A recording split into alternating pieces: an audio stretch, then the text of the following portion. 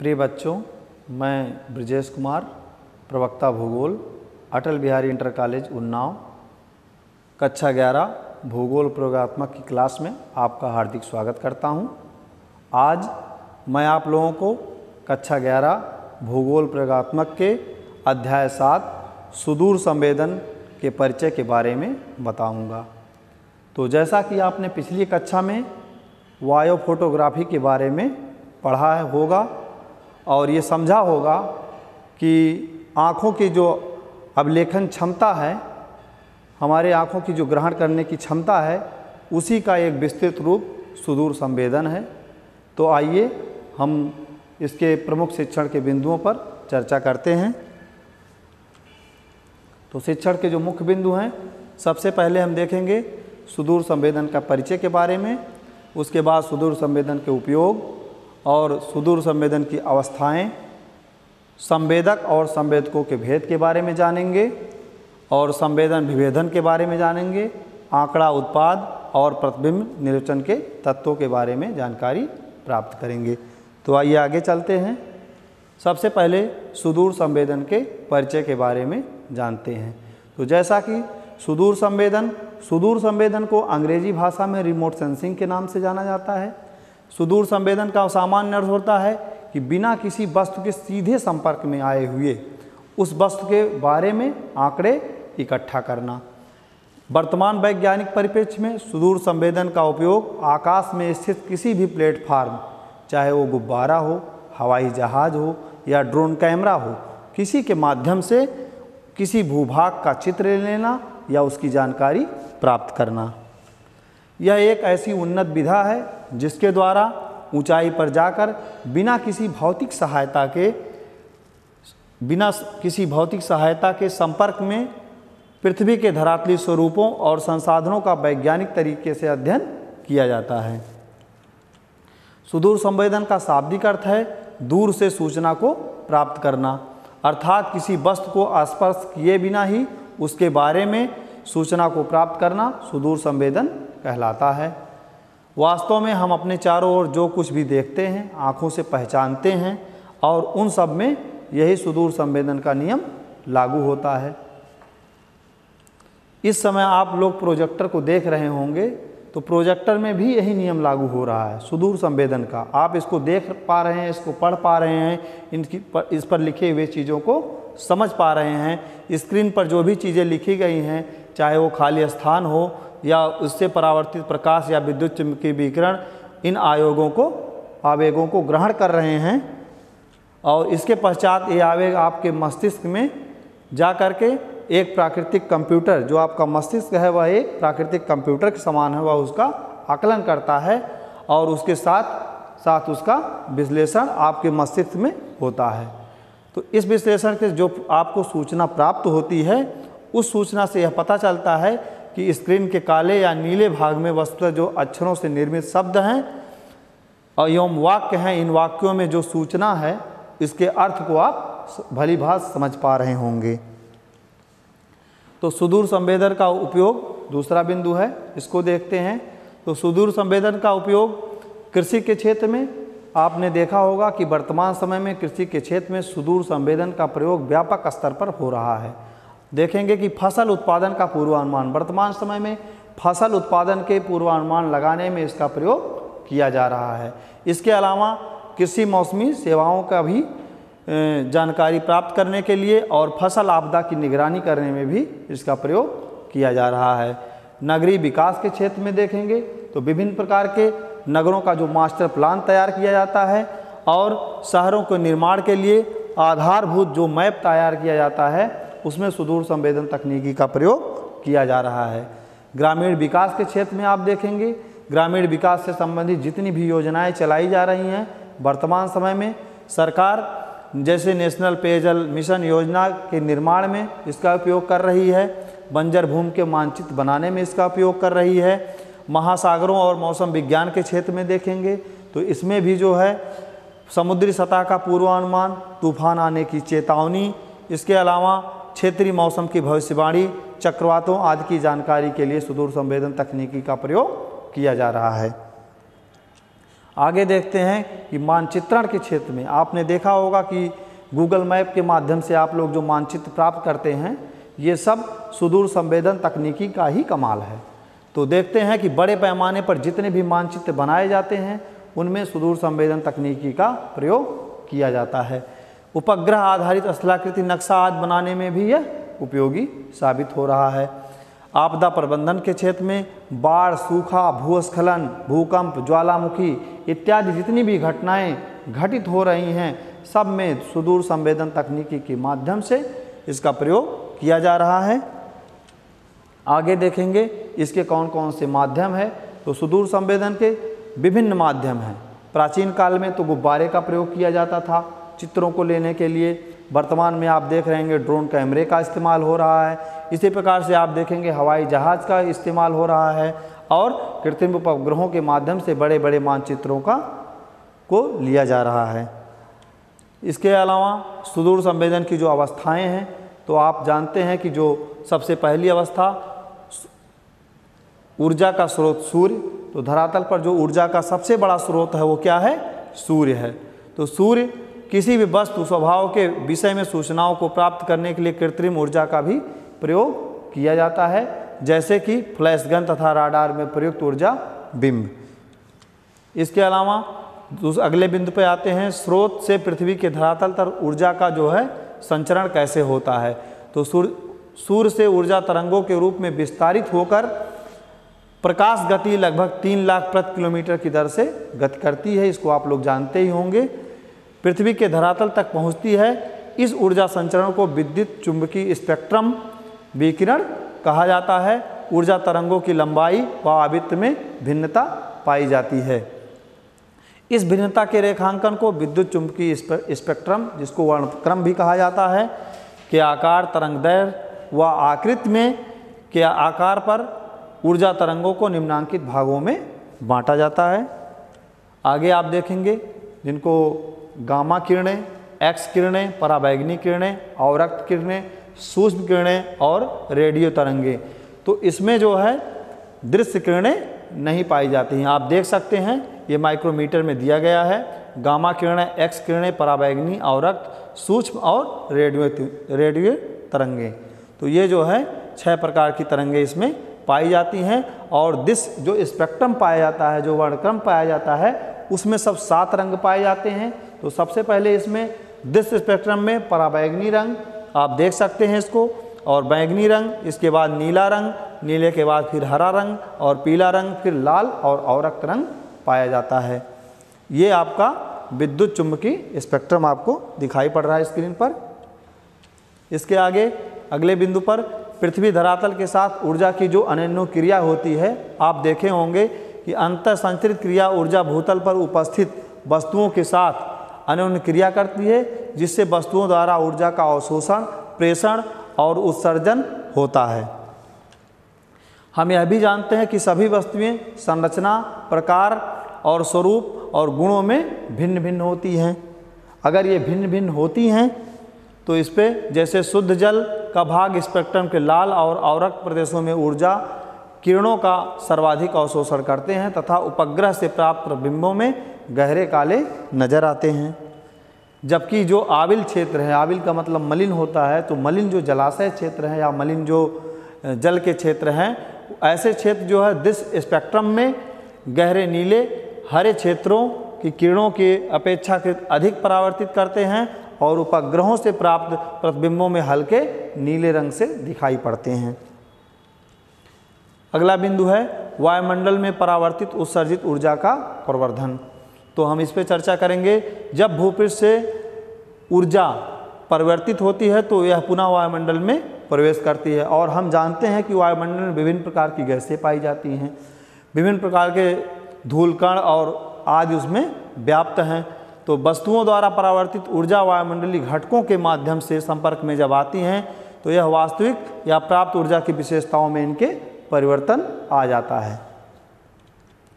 यद्यपि carbon dioxide, hydrogen व जल कण अवरक्त किरणों को अवशोषित कर लेते हैं, जबकि धूल कणों से नीली किरणों का प्रकीर्णन होता है। अतः ऊर्जा जो या तो अवशोषित हो जाती है या वायुमंडलीय घटक जिसको प्रकीर्ण करते हैं वह उपग्रहों में विद्यमान संवेदक तक नहीं पहुंच पाती हैं और वस्तुओं की विशेषताएं अभिलिखित यहाँ नहीं हो पाती हैं। अगला बिंदु है संवेदक के माध्यम से परावर्तित उत्सर्जित ऊर्जा का अभिसूचन। तो हम देखेंगे कि ऊर्जा का अभिसूचन किस प्रकार से संवेदकों के माध्यम से होता है। तो इसको देखते हैं। ऊर्जा अभिलेखित करने वाले जो संवेदक होते हैं 700 से 900 किलोमीटर की ऊंचाई पर उपग्रहों में लगाए जाते हैं। जिनका कक्षीय परिक्रमण सूर्य तुल्यकालिक होता है। ध्यान दीजिएगा कि जिनका परिक्रमण सूर्य तुल्यकालिक होता है यह उपग्रह सुदूर संवेदन उपग्रह के नाम से जाने जाते हैं। उदाहरण के रूप में भारतीय श्रृंखला के भारतीय सुदूर संवेदन उपग्रह। इन उपग्रहों के अतिरिक्त मौसम संबंधी आकलन व संचार के लिए भी उपग्रह भेजे जाते हैं। यह उपग्रह इस तरह स्थापित है जिनका परिभ्रमण कक्ष पृथ्वी की परिभ्रमण दिशा से समायोजित होता है। यह उपग्रह अंतरिक्ष से लगभग 36,000 किलोमीटर की ऊंचाई पर स्थापित हैं, जिनको हम इनसेट की श्रेणी में रखते हैं, जैसे इनसेट, जीसेट आदि। तो इनको क्या कहा जाता है? इनको भू-स्थैतिक कहा जाता है। भू-स्थैतिक व सूर्य तुल्यकालिक उपग्रहों का एक तुलनात्मक बॉक्स हम आगे आपको बता रहे हैं, उसको आप ध्यान से देखेंगे। तो आप देख सकते हैं कि दो प्रकार के उपग्रहों का कक्षीय परिक्रमण दिखलाता है, सूर्य तुल्यकालिक एवं भू-स्थैतिक, दोनों की यहाँ तुलना की गई है, आप इसको देख सकते हैं। तो कक्ष संबंधी विशेषताएं दी गई हैं। तो सबसे पहले हम तो चर्चा करेंगे सूर्य तुल्यकालिक जो है उपग्रह के बारे में।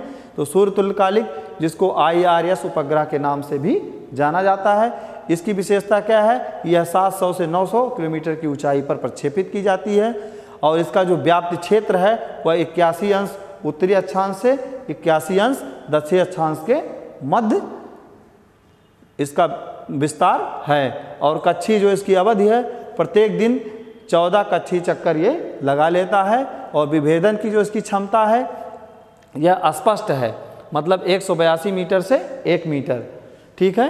और इससे जो लाभ हैं भू संसाधन सर्वेक्षण और प्रबंधन के उपयोगों में जो है किसका प्रयोग? सूर्य तुल्यकालिक उपग्रहों का प्रयोग किया जाता है।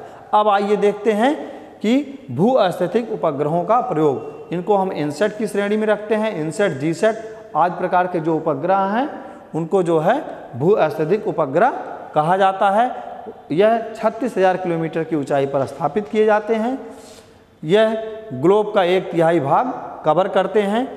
इनकी जो कक्षीय अवधि होती है वह 24 घंटे की होती है। यह अस्पष्ट होते हैं, 1/1 किलोमीटर में यह अस्पष्ट होते हैं और दूर संचार तथा मौसम की मॉनिटरिंग में इनका प्रयोग किया जाता है। किसका? भू-स्थैतिक उपग्रहों का प्रयोग। ये आप देख सकते हैं सूर्य तुल्यकालिक कक्षा एवं तुल्यकालिक उपग्रह। तो इसमें देखेंगे जो है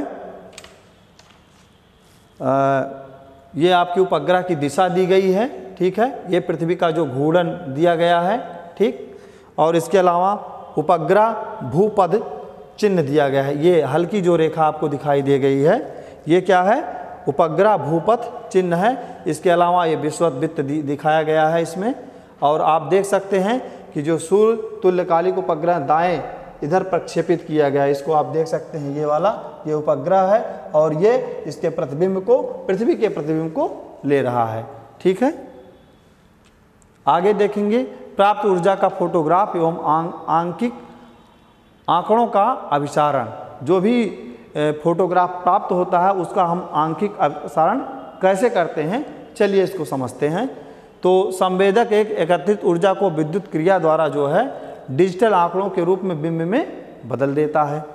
फिर यही आंकिक संख्याएं पंक्ति व स्तंभ में क्रमानुसार व्यवस्थित होते हैं। इन संख्याओं को आंकड़ों से निर्मित प्रतिबिंबों में परिवर्तित किया जाता है। जैसे मैंने पहले बताया कि जब हम किसी चीज़ को देखते हैं तो उसको समझते हो, हमारा मस्तिष्क क्या है? एक कंप्यूटर के समान है। वह उसका जो है समझ करके उसकी व्याख्या करता, उसके बारे में बताता है।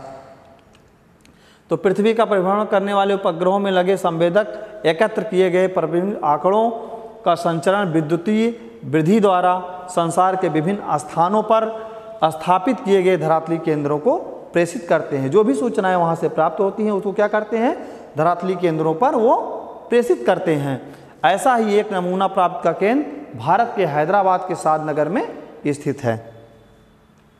आंकड़ा उत्पाद से विषयानुरूप सूचना को प्राप्त करना या निकालना, जो भी आंकड़े प्राप्त होते हैं उनसे जो सूचनाएं प्राप्त होती हैं उनको हम कैसे निकालेंगे, आइए इसको देखते हैं। तो धरातल पर स्थित आंकड़ा संग्रहण केंद्रों में संग्रहित बिंबों को प्राप्त करने के पश्चात आंकड़े एकत्रीकरण के दौरान हुई त्रुटियों को दूर करने की कार्रवाई की जाती है। त्रुटियों को दूर करने के पश्चात शुद्ध आंकिक आंकड़ों को बिंब प्रक्रमण तकनीक की सहायता से बिंब का चाक्षुष विधि से विश्लेषण किया जाता है और व्याख्या के पश्चात अलग अलग अनुरूप में सूचनाएं प्राप्त की जाती हैं। अगला है मानचित्र सारणी के रूप में आंकड़ों एवं सूचनाओं का अभिसारण। जो भी जो है हमको सूचनाएं प्राप्त होती हैं उनका हम सारणी बनाते हैं, उनको जो है आंकड़ों की सूचनाओं को जो है अभिसारित करते हैं। तो आइए देखते हैं। विश्लेषित सूचनाओं को अंतः विषयी मानचित्रों को अलग अलग रूपों में हम रेखांकन या परिवर्तन करते हैं। ठीक है, तो इसमें अतिरिक्त सूचनाओं को मात्रात्मक मापन कर विभिन्न आंकड़े एवं सारणियों का निर्माण किया जाता है। संवेदक एवं उसके भेद। संवेदक वह युक्त या उपकरण है जो चुंबकीय विकिरण में ऊर्जा को एकत्रित करते हैं, उन्हें संकेतकों में बदलते हैं तथा उपयुक्त आकारों में प्रस्तुत करते हैं, जो कि अन्वेषण लक्ष्यों में सूचना प्राप्त करते हैं। आंकड़ा उत्पाद के आधार पर संवेदकों को दो वर्गों में बांटा जाता है। पहला है फोटोग्राफी और दूसरा है फोटोग्राफी रहित आंकिक संवेदक। तो फोटोग्राफी क्या है? फोटोग्राफी संवेदक मतलब जैसे कैमरा होता है, कैमरे के माध्यम से जो भी फोटो प्राप्त किए जाते हैं उस पर चर्चा करते हैं। किसी भी लक्ष्य बिंदु को एक क्षण विशेष में जो उद्भासित कर देता है या अभिलेखित कर देता है उसको हम कैमरा कहते हैं। दूसरी ओर फोटोग्राफ रहित संवेदक किसी लक्ष्य के प्रतिबिंब को पंक्ति दर पंक्ति रूप में प्राप्त करते हैं। ये संवेदक स्कैनर के नाम से जाने जाते हैं। ठीक है, अध्याय 6 में आपने जो है कैमरे के प्रकार और उसकी ज्यामिति के बारे में विस्तृत रूप से पढ़ा ही होगा, वायो फोटोग्राफी वाले में। तो प्रस्तुत अध्याय में लेकिन हम सुदूर संवेदन के उपग्रह में प्रयोग किए जाने वाले फोटोग्राफ रहित जो है संवेदकों का ही वर्णन करेंगे। आगे हम देखेंगे कि बहुवर्गक्रमीय, जिसको हम मल्टी स्पेक्ट्रल स्कैनर के नाम से जानते हैं। स्कैनर तो आप लोगों ने देखा ही होगा, जिससे स्कैन किया जाता है फोटोकॉपी की दुकानों पर। ठीक है, तो आइए उसको देखते हैं हम। सुदूर संवेदन उपग्रहों में जो है मल्टी स्पेक्ट्रल स्कैनर संवेदक के रूप में इस्तेमाल किए जाते हैं। ये संवेदक इस प्रकार बनाए गए हैं कि दृश्य क्षेत्र पर जैसे ही दृश्य दौड़ाते हैं वे दौड़ाते ही वस्तुओं को क्या करते हैं, चित्रित कर लेते हैं। प्रायः स्कैनर एक प्रकार की जो है अवग्रहण प्रणाली है जिसमें एक दर्पण और संसूचक लगा होता है। स्कैनिंग संवेदक पंक्ति दर पंक्ति क्रमिक रूप में अभिलेखन कर दृश्य बनाते हैं। ऐसा करते हुए क्रमवीक्षण दर्पण, जिसको मशीन से संचालित किया जाता है, दृश्य क्षेत्र के समकोण पर आगे पीछे हिलता है, जिससे क्रमवीक्षण की जाने वाली पंक्ति की लंबाई निर्धारित होती है और इसे दृश्य क्षेत्र कहा जाता है। यही कारण है कि इस प्रकार क्रमवीक्षण विधि द्वारा सूचनाएं प्राप्त करने की प्रक्रिया को बिट बाय बिट कहा जाता है। हर दृश्य कोशिकाओं, जिसको सेल कहते हैं, हर दृश्य जो है कोशिकाओं से बना होता है और जो इस दृश्य के क्षेत्रीय विभेदन को निर्धारित करती है। क्रमवीक्षक दर्पण के दृश्य स्थल के आर पार हिलने पर एकत्रित ऊर्जा संसूचक तक पहुंचती है। जब वो हिलता है तो उससे जो ऊर्जा एकत्रित होती है वह उसके तक पहुंचती है, जहां यह विद्युत संकेतों में परावर्तित होती है। ये संकेत पुनः जो है अंकों में परावर्तित होते हैं, जिन्हें आंकिक किया जाता है। अंकों के रूप में उनकी गणना की जाती है। वह क्रमवीक्षक में दो प्रकार से वर्गीकृत किए जाते हैं, आगे देखेंगे हम। विस्कब्रूम क्रमवीक्षक और पुष्पब्रूम क्रमवीक्षक। क्रमवीक्षक का मतलब होता है स्कैनर, ठीक है, जिसे हम स्कैन करते हैं। तो सबसे पहले विस्कब्रूम क्रमवीक्षक को देखेंगे। तो विस्कब्रूम क्रमवीक्षक एक घूमने वाला दर्पण और एकमात्र संसूचक लगा होगा। ध्यान देने वाली बात है, इसमें एकमात्र संसूचक और एक दर्पण लगा होता है, परंतु ऐसा जो है विस्कब्रूम पुष्पब्रूम में नहीं होता है। दर्पण इस प्रकार से विन्यासित होता है कि जब यह एक चक्कर पूरा करता है तो संसूचक स्पेक्ट्रम के दृश्य एवं आवरक क्षेत्रों में बहुत सारे सकरे स्पेक्ट्रमी जो बैंड होते हैं उनको प्रतिबिंबित करते हुए जो दृश्य क्षेत्र होता है वहाँ 90 से 120 अंश के मध्य गतिशील होता है। 90 से 120, ध्यान दीजिएगा, 90 से 120 अंश के मध्य गतिशील होता है। संवेदक का यह पूरा क्षेत्र जहाँ वह पहुँच सकता है उसे स्कैनर का कुल दृश्य क्षेत्र कहते हैं। आगे देखेंगे, पूरे क्षेत्र का क्रमवीक्षण के लिए संवेदक का प्रकाशीय सिरा एक निश्चित आयाम होता है जिसे तत्क्षणिक दृश्य क्षेत्र कहा जाता है। आइए हम इसको देखते हैं। विस्क रूम स्कैनर की जो क्रियाविधि है, तो ये स्कैनर है और इसमें आप देख सकते हैं ये सारे जो है बैंड्स लगे हुए हैं, ठीक है, बैंड्स, और ये लेफ्ट और राइट, लेफ्ट राइट में स्कैन करता है। ये इसका जो है कोणीय क्षेत्र है, ठीक है। तो ये सारे बैंड्स हैं, इन बैंड्स में लेफ्ट राइट की दिशा में स्कैन करता है। आगे देखेंगे पुष्पभ्रूम क्रमवीक्षक या पुष्पभ्रूम स्कैनर। तो पुष्पभ्रूम क्रमवीक्षक बहुत सारे संसूचकों पर आधारित होता है। पहले वाले में केवल एक लगा होता था, लेकिन इसमें बहुत सारे संसूचक लगे होते हैं जिनकी संख्या विभेदन के कार्यों को क्षेत्रीय विभेदन में विभाजित करने से प्राप्त समान संख्या के समान होती है। उदाहरण के लिए जो चित्र 7.8 है, फ्रांस के सुदूर संवेदन उपग्रह स्पाट, जिसको हम स्पाट के नाम से जानते हैं, उसमें जो उच्च विभेदन दृश्य विकिरण मापी संवेदक का कार्य क्षेत्र है वह 60 किलोमीटर है। उसका जो क्षेत्रीय विभेदन है वह 20 मीटर है। तो आइए देखते हैं, अगर हम 60 किलोमीटर को 60,000 मीटर और उसको 20 मीटर से विभाजित करें तो हमें 3000 का आंकड़ा प्राप्त होगा तथा स्पाट में लगे HRV फर्स्ट संवेदक में 3000 संसूचक लगाए गए हैं।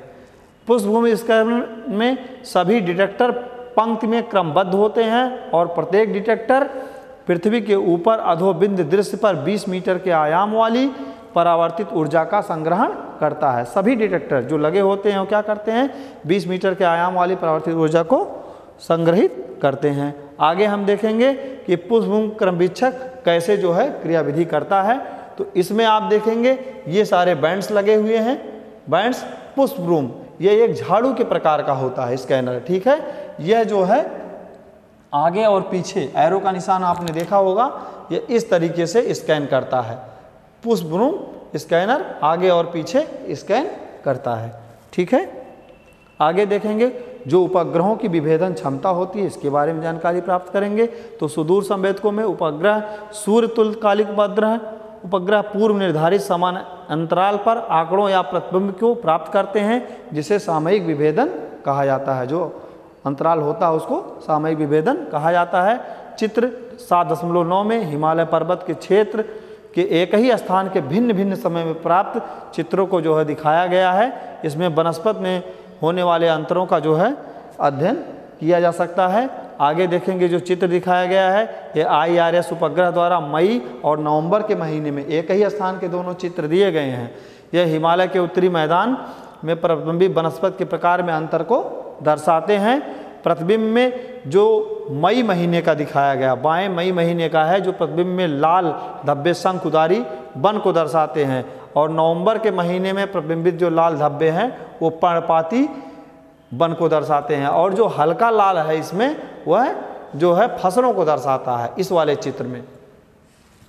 आगे देखेंगे उदाहरण चित्र 7.10 का और खा है, जो हिंद महासागर के सुनामी आने के पहले और सुनामी आने के बाद की तस्वीरों को प्रस्तुत करता है।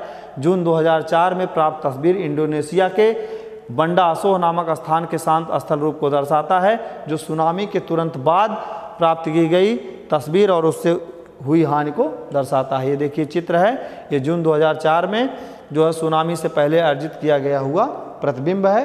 तो ये देखिए पूरा हरा भरा क्षेत्र दिखाई पड़ रहा है। उसके बाद सुनामी के बाद का जो चित्र है इसको आप देख सकते हैं। ये दिसंबर 2004 में सुनामी के पश्चात जो है अर्जित किया गया प्रतिबिंब है। ये सुदूर संवेदन की सहायता से लिया गया है। अगला पॉइंट है संवेदन विभेदन, ठीक है। तो संवेदन विभेदन क्या होता है? सुदूर संवेदक धरातलीय वर्णक्रमी तथा विकिरण मिति युक्त होते हैं, जो विभिन्न धरातलीय अवस्थाओं में संबंधित उपयोगी जानकारी का निष्कर्षण संभव बनाते हैं। धरातलीय विभेदन आपने यह देखा होगा कि कुछ व्यक्ति अखबार या किताब को चश्मे की सहायता से पढ़ते हैं। ऐसा वो क्यों करते हैं? ऐसा वो इसलिए करते हैं क्योंकि उनको अक्षर पहचानने की जो क्षमता होती है वो कम होती है, इसीलिए चश्मे का आदमी प्रयोग करता है। तो उसके प्रयोग से अक्षर पहचानने की जो क्षमता होती है वो बढ़ जाती है। और सुदूर संवेदन में धरातली जो विभेदन होता है इसी प्रक्रिया से संबंधित है। धरातली विभेदन भूपृष्ठ पर दो साथ साथ स्थित भिन्न वस्तुओं को पहचानने संवेदक क्षमता से संबंधित है। यह एक नियम है कि धरातली विभेदन बढ़ने के साथ साथ भूपृष्ठ की छोटी से छोटी जो चीज़ होती है उसको पहचानना स्पष्ट एवं सरल हो जाता है, संभव हो जाता है। अगला है वर्णक्रमीय स्पेक्ट्रम विभेदन। तो इसको देखते हैं। यह विद्युत चुंबकीय स्पेक्ट्रम के विभिन्न ऊर्जा क्षेत्रों में संवेदक अभिलेखों की क्षमता से संबंधित है। मल्टी स्पेक्ट्रम चित्रों की प्राप्ति के लिए ऐसे उपकरणों का उपयोग में लाया जाता है जो संवेदक द्वारा प्राप्त ऊर्जा का प्रकीर्णन करते हैं। इस पृथक ऊर्जा को निश्चित स्पेक्ट्रल रेंज या एक परिसर में अभिलेखन करते हैं, जैसे प्रकाश तरंगों से इंद्रधनुष बनता है। हम प्रयोगशाला में जो प्रिज्म का प्रयोग करते हैं तो उसी सिद्धांत के विस्तृत इस्तेमाल से हम मल्टी स्पेक्ट्रल प्रतिबिंबों को प्राप्त करते हैं। अगला है रेडियोमेट्रिक विभेदन। तो यह विभेदन यह संवेदक की दो भिन्न लक्ष्यों की भिन्नता को पहचानने की एक क्षमता है। ठीक है, जितना रेडियोमेट्रिक विभेदन अधिक होगा विकिरण का अंतर उतना ही अधिक होगा, और जिससे दो लक्ष्य क्षेत्रों के मध्य अंतर को जाना जा सकता है। अगला है आंकड़ा उत्पाद। संसूचन और अवलेखन की प्रक्रिया के आधार पर सुदूर संवेदन आंकड़ा उत्पादों को दो वर्गों में विभाजित किया जाता है। नंबर 1 फोटोग्राफिक प्रतिबिंब। तो सबसे पहले इस पर चर्चा करते हैं, फोटोग्राफिक प्रतिबिंब। तो फोटोग्राफ विद्युत चुंबकीय स्पेक्ट्रम के दृश्य क्षेत्र में 4 भिन्न प्रकार के इमल्सन वाली फिल्म फोटोग्राफ प्रयोग की जाती है। यह श्याम श्वेत रंगीन, श्याम श्वेत औरक, रंगीन औरक होती है। प्रायः हवाई फोटोग्राफी के अंतर्गत श्वेत श्याम फिल्मों का ही प्रयोग किया जाता है। दूसरा है अंकीय प्रतिबिंब। अंकीय प्रतिबिंब वो होते हैं जो अलग अलग पिक्चर तत्वों के मेल से बनते हैं, इन्हें पिक्सल कहा जाता है। मैंने पीछे बताया पिक्सल के बारे में। तो इसमें इमेज में हर पिक्सल का एक अंकीय मान होता है जो धरातल के द्विविमीय बिंब को इंगित करता है। अंकीय मानों को अंकीय नंबर या डिजिटल नंबर के नाम से जाना जाता है। एक डिजिटल नंबर एक पिक्सल विकिरण का मान औसत होता है। यह मान संवेदक द्वारा प्राप्त विद्युत चुंबकीय ऊर्जा पर आधारित है। इसकी गहनता का स्तर इसके प्रास को व्यक्त करता है। आगे देखेंगे हम अंकीय प्रतिबिंब और उसके पिक्सल को दर्शाता हुआ हिस्सा और संबंधित अंकीय संख्याएं। तो ये देखिए अंकीय जो प्रतिबिंब है, ठीक है, ऊपर दिया गया है और उसके पिक्सल को दर्शाता हुआ एक हिस्सा ये बाएं साइड में है। ये सारे पिक्सल्स बने हुए हैं और उससे संबंधित जो अंकीय संख्याएं हैं यह आपके दाईं साइड में प्रतिबिंबित हो रही हैं। उपग्रह से प्राप्त प्रतिबिंबों का जो निर्वचन किया जाता है उसको हम देखेंगे। संवेदकों द्वारा प्राप्त आंकड़ों का उपयोग किसी भूपृष्ठीय घटना, वस्तुओं के आकार, प्रतिरूप संबंधी सूचनाओं को प्राप्त करने में किया जाता है। जैसा कि हम देख चुके हैं कि विभिन्न प्रकार के संवेदक फोटोग्राफिक डिजिटल आंकड़ों के उत्पाद प्राप्त करते हैं। अतः इन घटनाओं की गुणात्मक व मात्रात्मक दोनों ही प्रकार की विशेषताएं चाक्षुष निर्वचन अथवा अंकीय प्रक्रमण तकनीक द्वारा प्राप्त की जा सकती हैं। आगे देखेंगे प्रतिबिंब निर्वचन के जो तत्व हैं। तो हम अक्सर वस्तुओं की पहचान उनके आकार, प्रतिरूप, स्थिति और अन्य वस्तुओं के संबंध में करते हैं। तो वस्तुओं की विशेषताएं बिंब व्याख्या के महत्वपूर्ण ही तत्व होते हैं। हम पुनः बिंब की व्याख्या हेतु वस्तुओं विशेषताओं को दो प्रमुख भागों में बांट सकते हैं। पहला बिंब संबंधी और दूसरा धरातली विशेषताएं। तो देखते हैं कि बिंब संबंधी कौन सी विशेषताएं हैं। उनको आकृति, आकार, प्रतिरूप, गठन और छाया के रूप में बांटा जाता है। और जो धरातली विशेषताएं हैं उनको सहचर्य और संदर्भ रूप में व्याख्यायित किया जा सकता है। तो इसमें आभा, रंग, गठन, आकार, आकृति, छाया, इसको हम अलग अलग पढ़ेंगे। तो आभा रंग क्या होता है? समस्त वस्तुएं स्पेक्ट्रम के सभी भागों से ऊर्जा ग्रहण करती हैं। विद्युत चुंबकीय ऊर्जा वस्तुओं से धरातल से अंतःक्रिया करती है, जिससे ऊर्जा का अवशोषण परावर्तन होता है। संवेदक द्वारा अभिलिखित ऊर्जा की वह मात्रा जो धरातली पदार्थों द्वारा प्रतिबिंबित की जाती हैं वह विभिन्न आभाओं और रंगों में दिखाई पड़ती हैं। इसको आप देख सकते हैं, ये भूपृष्ठ के कुछ लक्षण दिए गए हैं और इनको विभिन्न रंगों से दर्शाया गया है। तो सबसे पहले हम देखेंगे ये स्वस्थ वनस्पत कृषि क्षेत्र है, इसको सदाबहार, तो सदाबहार को लाल और मजेंटा रंग से दिखाया गया है और पर्णपाती रंग को भूरे लाल रंग से दिखाया गया है। कुंज को लाल धब्बों सहित हल्के भूरे रंग से दिखाया गया है। सस्य भूमि को चमकीले लाल रंग से दिखाया गया है और प्रतिभूमि को हल्के नीले सफ़ेद रंग से दिखाया गया है। जो जलाशयी भाग है उनको जो स्वच्छ जल है वो गहरे नीले काले रंग से दिखाया गया है और जो आबिल जलाशय है उसको हल्के नीले रंग से दिखाया गया है। जो निर्मित क्षेत्र हैं उच्च घनत्व वाले और निम्न घनत्व वाले, तो उच्च घनत्व वाले क्षेत्रों को जो है गहरे नीले हरे रंग से दर्शाया जाता है और जो निम्न घनत्व वाले हैं उनको हल्के नीले रंग से दर्शाया जाता है। आगे देखेंगे इनके गठन के बारे में।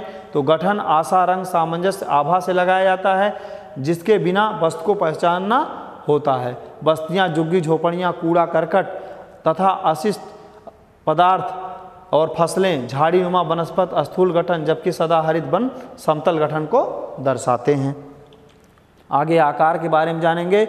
मापनी तथा प्रतिबिंब वस्तु को उचित आकार प्रदान करते हैं। औद्योगिक संकुल, आवासीय बस्तियां, खेल परिसर अपने आकार और पदानुक्रम के नाम से पहचाने जाते हैं। आकृति के रूप में या आकृति को पहचानने का जो साधन है, जैसे कि संसद भवन, कुतुब मीनार, ताजमहल, लाल किला, सड़कें, मंदिर, मस्जिद आदि को हम उनकी आकृतियों के द्वारा सुगमता से पहचान सकते हैं। आगे छाया है। सूर्य प्रकाश किरण के कोण को किसी वस्तु के उत्पन्न परछाई उत्पन्न होती है। छाया के अभाव में कुछ वस्तुओं को पहचान पाना कठिन होता है। मस्जिद, मीनारें, बुर्ज, पानी की टंकियाँ, विद्युत टेलीफोन के पोल को हम छाया के द्वारा पहचान जाते हैं। आगे प्रतिरूप, तो कुछ वस्तुओं को उनको प्रतिरूप से पहचाना जाता है, जैसे जो है ग्रामीण बस्तियां होती हैं, नगरीय बस्तियां होती हैं, रोपण कृषि होती है, अपवाह तंत्र, इनके प्रतिरूपों को हम इसके द्वारा प्रतिरूपों के द्वारा पहचानते हैं। अगला है सहचर्य, वस्तुओं की भौगोलिक स्थिति उनका निकटवर्ती वस्तुओं से जो जुड़ाव होता है, ठीक है, उनको उसके सहचर्य कहते हैं। शिक्षण संस्था, खेल का मैदान, आवास, पार्क, स्टेडियम, औद्योगिक क्षेत्र तथा सड़कें इत्यादि सहचर्य के बनाते हैं। आपने क्या सीखा बच्चों? तो आइए इस पे हम चर्चा करते हैं। इस चैप्टर में आपने देखा कि सुदूर संवेदन का उपयोग क्या क्या है, ठीक है, और सूर्य तुल्यकालिक और भू-स्थितिक उपग्रहों के बारे में आपने जाना। 2 प्रकार के होते हैं, इनके बारे में अलग अलग मैंने बताया। और विश्वभ्रूम और पुष्पभ्रूम क्रम विच्छक के बारे में आप लोगों ने जाना और प्रतिबिंब निर्वचन के जो विभिन्न तत्व हैं उसके बारे में भी आप लोगों ने जानकारी प्राप्त की। और सुदूर संवेदन से प्राप्त छायाचित्रों के बारे में आपने जाना कि ये छायाचित्र कैसे लिए जाते हैं। आगे हम आपको गृह कार्य देंगे, तो इन गृह कार्य को आपको करके लाना है या करना है। तो सबसे पहले पहला प्रश्न है, सुदूर संवेदन अन्य पारंपरिक विधियों से बेहतर तकनीक है क्यों? ठीक है। दूसरा है, दृश्य स्पेक्ट्रम या वर्णक्रम में पाए जाने वाले रंगों का उल्लेख कीजिए। तीसरा प्रश्न है, दूर संवेदन में कौन कौन से माध्यम है? दूर संवेदन के कौन कौन से माध्यम है? चौथा है, पुष्पभ्रूम क्रमविच्छक की कार्यप्रणाली का संक्षेप में वर्णन कीजिए। तो बच्चों आज की क्लास यहीं पर समाप्त होती है, फिर अगले क्लास में मिलेंगे, तब तक के लिए नमस्कार।